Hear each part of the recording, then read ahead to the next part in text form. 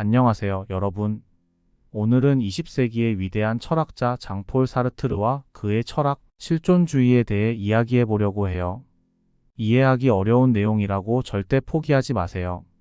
오늘은 풍부한 예시를 들어 누구나 이해할 수 있도록 쉽게 설명해 볼게요. 사르트르의 생애. 장폴 사르트르는 1905년 프랑스 파리에서 태어났어요. 어린 시절부터 책을 좋아했고 자라면서 철학에 관심을 갖게 되었죠.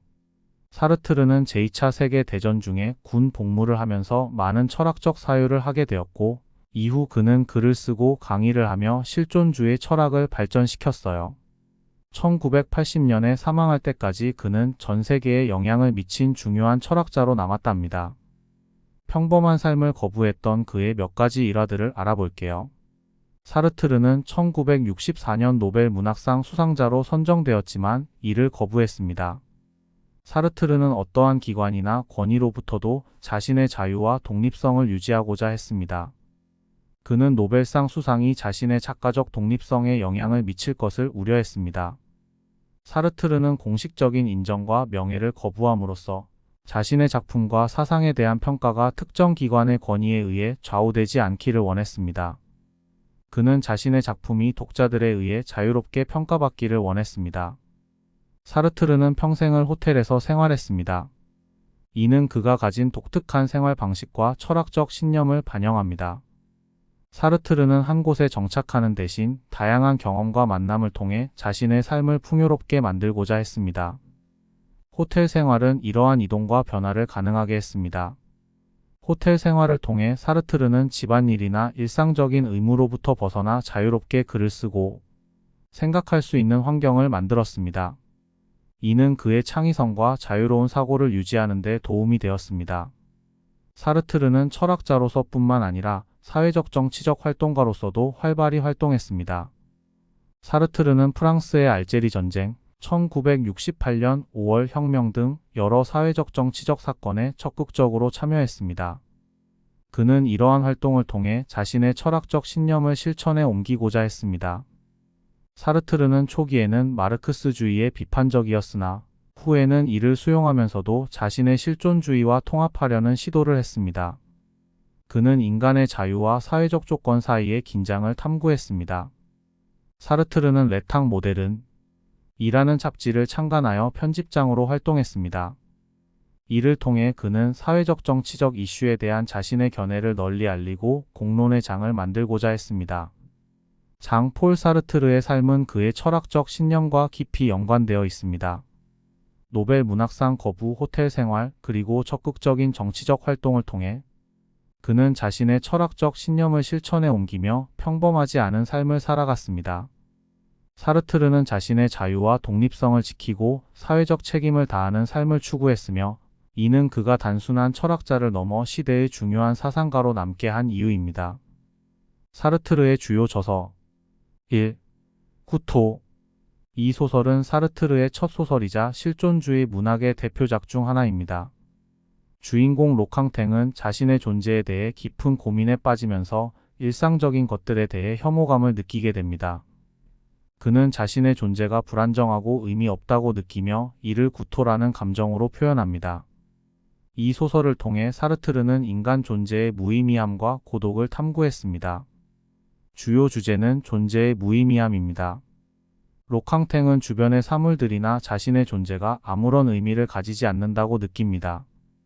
로캉탱은 자신의 자유를 깨닫고 그 자유에 따른 책임을 자각합니다. 자신의 존재를 직시하면서 느끼는 불안과 고독이 중심 주제입니다. A. 존재와 무. 이 철학책은 사르트르의 가장 중요한 이론서로 그의 실존주의 철학을 체계적으로 설명한 작품입니다. 사르트르는 인간 존재를 대자 존재와 즉자 존재로 나누어 설명합니다. 대자 존재는 스스로를 의식하는 존재, 즉 인간을 의미하고 즉자 존재는 의식이 없는 사물의 존재를 의미합니다. 주요 개념은 실존은 본질에 앞선다라는 유명한 명제입니다. 인간은 태어나면서 정해진 본질이 있는 것이 아니라 살아가면서 자신의 본질을 만들어갑니다. 인간은 완전히 자유로우며 이 자유를 통해 자신의 존재를 선택하고 창조합니다. 나쁜 신앙을 설명하면서 이를 자신의 자유를 부정하거나 회피하는 태도를 의미한다고 합니다. 이는 자기 기만의 한 형태로 실존주의에서 경계하는 태도입니다. 3. 벽. 이 단편 소설집은 5개의 이야기를 담고 있으며 각각의 이야기에서 인간 존재의 다양한 측면을 탐구합니다. 특히 표제작 벽은 스페인 내전 중에 감옥에 갇힌 주인공의 심리를 그린 이야기로 죽음과 존재의 의미를 탐구합니다. 주요 주제는 죽음과 존재라는 누구가 한 번쯤 맞이하게 될 명제입니다. 죽음을 앞둔 인간의 심리와 존재의 의미를 탐구합니다. 각 이야기에서 주인공들이 느끼는 고립과 소외와 다양한 상황에서 인물들이 마주하는 자유와 그에 따른 선택이 강조됩니다. 4. 실존주의는 휴머니즘이다. 이 책은 사르트르의 강연을 바탕으로 한 것으로 실존주의 철학을 쉽게 설명하고 대중에게 전달하려는 목적을 가지고 있습니다. 사르트르는 실존주의가 휴머니즘적이며 인간의 존엄성을 강조한다고 주장합니다. 실존주의의 기본 원칙으로 인간은 자유롭고 자신의 존재를 스스로 창조해 나가야 한다는 점을 강조합니다. 실존주의가 인간의 자유와 존엄성을 중시하는 철학이라는 점을 설명합니다. 인간은 자신의 선택에 책임을 지고 그 선택이 다른 사람들에게 미치는 영향을 고려해야 한다고 주장합니다. 5. 존재와 무구토 외에도 사르트르의 다른 중요한 저서들, 존재의 길 3부작 소설로 제2차 세계대전 전후의 프랑스 사회와 인간의 자유에 대해 탐구합니다. 자유의 길 이 시리즈는 인간의 자유와 선택 그리고 그에 따른 책임에 대해 심도 깊게 탐구합니다. 비판적 이성의 변증법 이 책은 사르트르의 후기 철학을 대표하는 작품으로 마르크스주의와 실존주의를 통합하려는 시도를 담고 있습니다. 이상으로 사르트르의 주요 저서와 그의 실존주의 철학에 대해 살펴보았습니다. 다음으로 실존주의란 무엇인가에 대해 주요 용어들을 실생활의 예를 들어 설명하면서 그 본질을 이해해 보겠습니다. 실존주의란 무엇인가?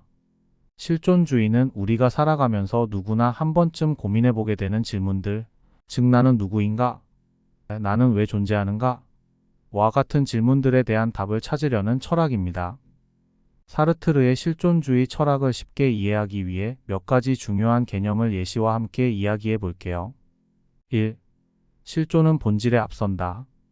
먼저 실존은 본질에 앞선다는 사르트르의 가장 유명한 명제에 대해 이야기해 볼게요.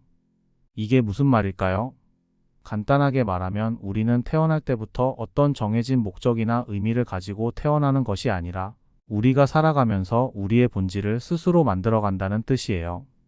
예를 들어 스마트폰을 생각해 볼까요? 스마트폰은 처음부터 특정한 기능과 목적을 가지고 만들어집니다. 하지만 사람은 그렇지 않아요. 우리는 태어날 때부터 이 사람은 의사가 될 거야 라고 정해져 있는 것이 아니라 우리의 선택과 행동을 통해 우리의 본질을 만들어갑니다. 여러분이 그림을 좋아해서 열심히 그리다 보면 여러분은 화가라는 정체성을 가지게 되는 거예요. 이처럼 우리의 삶은 우리가 어떻게 살아가느냐에 따라 결정된답니다. 2. 자유와 책임. 다음으로 사르트르는 인간이 완전히 자유롭다고 말해요. 이 말은 우리가 매 순간 어떤 선택을 할 수 있다는 뜻입니다. 하지만 이 자유에는 무거운 책임이 따릅니다. 우리가 하는 모든 선택은 우리의 삶에 영향을 미치기 때문에 우리는 우리의 선택에 대해 책임을 져야 해요. 예를 들어 학교에서 친구들과 놀지 아니면 집에서 시험 공부를 할지 선택할 때 그 선택은 여러분의 자유입니다. 하지만 시험에서 낮은 점수를 받는다면 그 결과에 대해 스스로 책임을 져야 합니다. 이때 친구들을 탓하거나 운을 탓하는 것이 아니라 자신의 선택에 대한 책임을 인식하고 더 나은 선택을 하도록 노력해야 해요. 이것이 바로 사르트르가 말하는 자유와 책임의 개념입니다. 3. 나쁜 신앙. 이제 나쁜 신앙에 대해 이야기해 볼게요. 나쁜 신앙은 자신의 자유와 책임을 회피하거나 부정하는 태도를 의미합니다. 이는 자기 기만의 한 형태로 사르트르는 이를 경계해야 한다고 말합니다. 예를 들어 여러분이 학교 성적이 좋지 않은 이유를 선생님이 나를 싫어해서라고 생각한다면 이는 나쁜 신앙입니다. 이런 생각은 자신의 선택과 노력을 부정하고 외부 탓을 하는 것입니다. 반대로 내가 더 열심히 공부하지 않았기 때문에 점수가 낮다고 생각하는 것은 자신의 책임을 인정하는 태도입니다. 나쁜 신앙을 피하고 자신의 책임을 인정하는 것이 중요합니다. 4. 인간은 의미를 추구하는 존재이다. 사르트르는 인간이 의미를 찾고자 하는 존재라고 말합니다. 우리는 삶에서 의미를 찾고자 하는 욕구를 가지고 있으며 이는 우리가 하는 모든 선택과 행동에서 나타납니다. 여러분이 학교에서 배우는 과목들 중에 왜 이 과목들을 배워야 하는지 또는 어떤 의미가 있는지를 고민해 본 적이 있나요? 이런 질문을 던지고 그 답을 찾으려는 과정이 바로 의미를 추구하는 행동입니다. 이는 우리가 하는 모든 행동이 어떤 의미를 가지는지 고민하고 그 의미를 만들어가는 과정이에요. 예를 들어 어떤 동아리에 가입하고 활동을 통해 자신이 무엇을 좋아하고 어떤 사람인지를 발견하는 과정이 이에 해당합니다. 다음에는 사르트르 사상을 직접적으로 엿볼 수 있는 그의 명언 10가지의 예시를 들어 설명해 보았습니다. 1. 실존은 본질에 앞선다. 이 명언은 실존주의 철학의 핵심 개념을 설명합니다. 사르트르는 인간이 태어나면서 정해진 본질이나 목적이 있는 것이 아니라 각자가 자신의 삶을 통해 본질을 만들어간다고 주장합니다. 즉, 우리는 태어날 때 이미 의미를 가진 존재가 아니라 우리의 행동과 선택을 통해 의미를 만들어가는 존재입니다. A. 우리는 우리 자신이 선택한 그 사람이다. 이 명언은 인간의 자유와 책임을 강조합니다. 우리의 정체성은 우리가 하는 선택에 의해 형성됩니다. 따라서 우리는 우리의 선택에 책임을 져야 하며 선택의 결과에 대해 스스로 책임을 져야 합니다. 3. 타자는 지옥이다. 이 명언은 사르트르의 연극 닫힌 방에서 나온 것으로 다른 사람들과의 관계에서 느끼는 불안과 고통을 표현합니다. 다른 사람들의 시선과 판단이 우리의 자유를 제한하고 우리의 행동을 규제하기 때문에 우리는 때로 다른 사람들과의 관계에서 지옥과 같은 불편함을 느낄 수 있습니다. 이 명언은 인간의 본질적 자유에 대한 설명입니다. 사르트르는 인간이 완전히 자유롭다고 주장하며 이는 우리가 매 순간 어떤 선택을 할 수 있다는 의미입니다. 그러나 이 자유는 동시에 무거운 책임을 수반하기 때문에 우리는 자유롭도록 저주받았다고 표현합니다. 5. 나쁜 신앙은 자기 기만이다. 나쁜 신앙은 자신의 자유와 책임을 회피하거나 부정하는 태도를 의미합니다. 예를 들어 자신의 선택에 대해 다른 사람이나 환경을 탓하는 것은 나쁜 신앙입니다. 사르트르는 이러한 태도가 자기 기만의 한 형태라고 설명합니다. 6. 인간은 의미를 추구하는 존재이다. 이 명언은 인간의 본질적 특성을 설명합니다. 우리는 삶에서 의미를 찾고자 하는 존재이며 우리의 행동과 선택을 통해 그 의미를 만들어갑니다. 이는 실존주의 철학에서 중요한 개념 중 하나입니다. 7. 나는 나의 선택에 의해 정의된다. 우리의 정체성은 우리가 내리는 선택들에 의해 형성됩니다. 우리는 매 순간 선택을 통해 자신을 만들어가며 우리의 선택이 우리를 정의합니다. 이는 인간의 자유와 책임을 강조하는 명언입니다. 8. 행동은 모든 것을 말해준다. 사르트르는 우리의 행동이 우리의 진정한 의도와 성격을 드러낸다고 주장합니다. 말이나 생각보다도 행동이 우리의 본질을 보여준다는 의미입니다. 9. 모든 인간은 무한한 책임을 지고 있다. 이 명언은 우리의 선택이 개인적인 것뿐만 아니라 전체 인류에 영향을 미칠 수 있다는 책임감을 강조합니다. 우리는 우리의 행동이 다른 사람들에게 미치는 영향을 고려해야 하며 이에 대해 책임을 져야 합니다. 10. 우리는 우리 자신을 발명해야 한다. 이 명언은 우리가 우리 자신의 존재와 본질을 스스로 창조해 나가야 한다는 의미입니다. 우리는 외부에서 주어진 역할이나 의미에 따라 살아가는 것이 아니라 우리의 삶을 통해 우리 자신을 발명하고 만들어가야 합니다. 이렇게 사르트르의 명언들을 살펴보면 그의 철학이 인간의 자유, 책임, 존재의 의미를 얼마나 깊이 탐구했는지 알 수 있습니다. 이 명언들을 통해 사르트르의 실존주의 철학을 더 잘 이해할 수 있을 거예요. 기존 철학의 반기를 든 실존주의. 사르트르의 실존주의는 기존 철학의 주요 개념인 이데아나 순수이성과 반대되는 개념으로 여겨질 수 있습니다. 그의 철학이 왜 혁명적이고 심지어는 파괴적으로까지 불리는지 그 이유를 알아보겠습니다. 사르트르의 실존주의는 위의 전통적인 철학적 개념들과 몇 가지 주요한 점에서 대립됩니다. 사르트르는 인간이 태어날 때 정해진 본질이 없고 살아가면서 자신의 본질을 만들어 간다고 주장합니다. 이는 플라톤의 이데아 개념과 대조됩니다. 플라톤은 이데아가 먼저 존재한다고 봤지만 사르트르는 존재가 먼저이고 본질은 후에 따라온다고 보았습니다. 주관적 경험의 중요성. 사르트르는 주관적 경험과 개인의 선택을 강조합니다. 이는 칸트의 순수이성처럼 보편적이고 필연적인 진리를 추구하기보다는 각 개인의 고유한 경험과 자유로운 선택이 중요하다는 점에서 차이가 있습니다. 자유와 책임. 사르트르는 인간이 본질적으로 자유롭다고 주장하며 이 자유에는 책임이 따른다고 합니다. 이는 이데아나 순수이성처럼 고정된 진리나 본질을 찾기보다는 인간이 스스로 선택하고 그 선택에 책임을 지는 존재로 봅니다. 나쁜 신앙. 사르트르는 사람들이 자신의 자유를 회피하기 위해 나쁜 신앙을 가진다고 봤습니다. 이는 사람들이 외부의 본질이나 보편적 진리, 순수이성을 핑계로 자신의 책임을 회피하는 것을 비판한 것입니다. 이데아와 순수이성. 이데아는 모든 사물에 변하지 않는 본질적 형태를 의미하며 순수이성은 경험을 초월한 보편적 진리를 추구합니다. 사르트르의 실존주의는 존재가 본질에 앞선다고 주장하며 주관적 경험과 개인의 자유로운 선택을 중시합니다.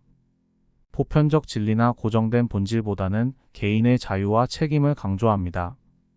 따라서 사르트르의 실존주의는 이데아나 순수이성과 대립되는 개념으로 볼 수 있습니다. 실존주의는 인간의 주체성과 자유를 강조하며 각 개인이 자신의 삶의 의미를 창조해 나가야 한다는 점에서 혁명적이고 기존 철학 사상과 반대되는 요소가 많습니다. 실존주의의 현실 접목. 마지막으로 실존주의가 우리의 일상생활에 어떻게 적용될 수 있는지 이야기해 볼게요. 실존주의는 우리의 선택이 얼마나 중요한지 깨닫게 하고 우리의 삶에 더 큰 책임감을 가지게 합니다. 이전 예시들은 주로 학생들의 삶에서 찾아보았다면 지금은 성인의 삶에서 실존주의 예시를 들어 설명해 보겠습니다. 1. 직업 선택. 성인들이 직업을 선택하는 과정에서 실존주의의 개념이 잘 드러납니다.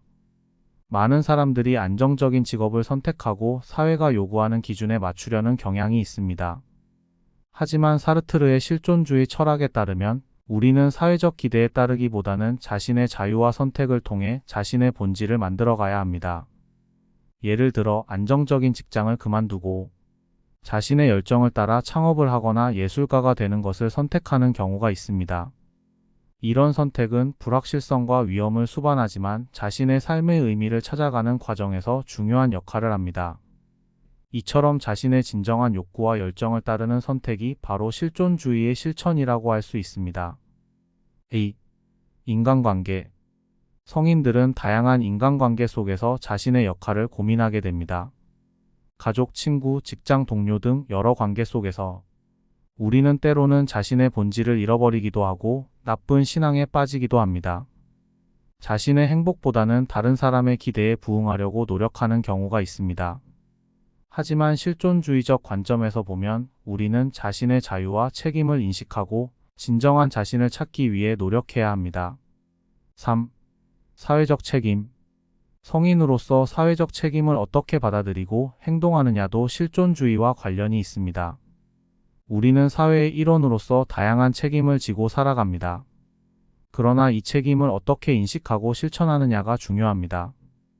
예를 들어 환경 보호를 위해 적극적으로 행동하는 사람들처럼 개인의 선택이 사회에 미치는 영향을 고려하는 것이 중요합니다. 쓰레기 줄이기, 에너지 절약, 재활용 등의 행동을 통해 우리는 사회적 책임을 실천할 수 있습니다. 이는 단순한 의무를 넘어서 우리의 자유로운 선택이 사회에 긍정적인 영향을 미치는 사례입니다. 4. 자기계발과 학습. 성인들이 자기계발을 위해 어떤 선택을 하느냐도 실존주의적 사고와 연결됩니다.